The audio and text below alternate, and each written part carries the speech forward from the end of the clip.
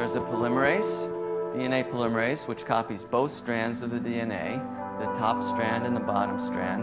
Sometimes those two strands are called Watson and Crick strand, but they're not perfect, as we just mentioned. Sometimes they make mistakes, and the kind of mistake they might make is, you'll see in a second, to incorporate the wrong nucleotide.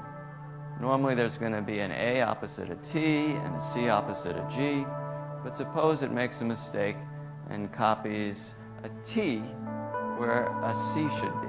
It should be GC, but now there's a T. So that's a mistake, a potential mutation. Fortunately, cells have repair systems that can erase those mutations.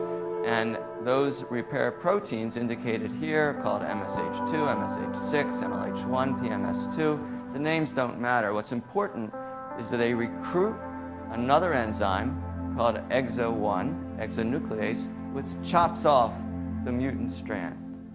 And then it allows a DNA polymerase to come by and synthesize the correct strand, thereby fixing up the DNA and making it normal.